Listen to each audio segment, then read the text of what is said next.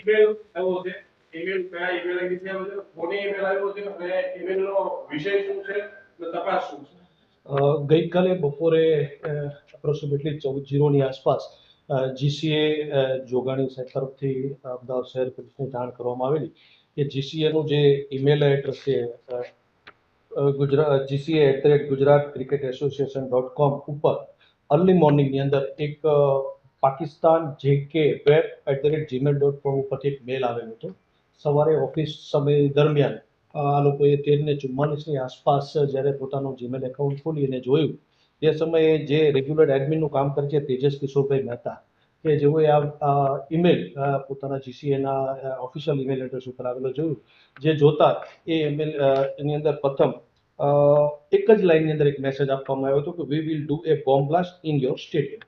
જે આધારે તાત્કાલિક એને ગંભીરતાથી લઈ તેઓએ મહેરબાન પોલીસ કમિશનર સાહેબ તેમજ તાફાના તમામ અધિકારીઓને જાણ કરેલી.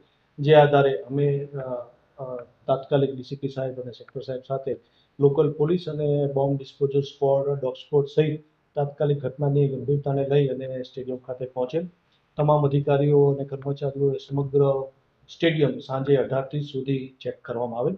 આ દરમિયાન કોઈ પણ એવી અઘટિત વસ્તુઓ સ્ટેડિયમમાંથી મળી આવેલ નથી. સ્ટેડિયમની સિક્યુરિટીને ભવિષ્યની મેચોને ધ્યાને રાખી અને વધુ ચુસ્ત અને દુરસ્ત કરવામાં આવશે અને જરૂર જણાશે તો વધારાની ફોર્સની ડિમાન્ડ કરી પણ આગામી મેચોનું આયોજન કરવામાં આવશે. પ્રથમ દ્રષ્ટિએ આ તપાસ કરતા આ જે કંઈ ઈમેલ આવેલ છે તે ઈમેલ વીપીએન અને ટોર વેબ બ્રાઉઝર ઉપરથી અલગ અલગ જગ્યા ઉપરથી આવેલ હોય એટલે જે તે સમયે આ મેલ ટ્રેસ ન થાય એ રીતે જે તે વખત મેલ કરનાર દ્વારા ખાસ ધ્યાન રાખવામાં આવે છે. પ્રથમ દ્રષ્ટિએ આની માહિતી અમે ગૂગલ પાસેથી માંગેલી છે.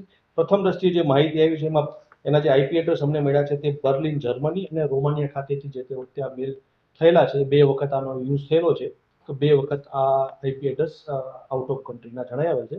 વધુ તપાસ ચાલુ છે. ટૂંક સમયમાં જ આ મેલ ક્યાંથી, કેવા કારણોસર અને કેવી રીતે કરવામાં આવ્યા છે, આના પાછળનો ઉદ્દેશ શું છે, કોઈ સનસની મચાવવાનો છે કે કોઈ રૂમર્સ ફેલાવવાનો છે કે લોકોને આગામી મેચની અંદર સ્ટેડિયમમાં આવવા માટે ભયભીત કરવાનો છે, એ તમામ બાબતોની વિગતવારની તપાસ ચાલુ છે. ત્યારબાદ ઓકે.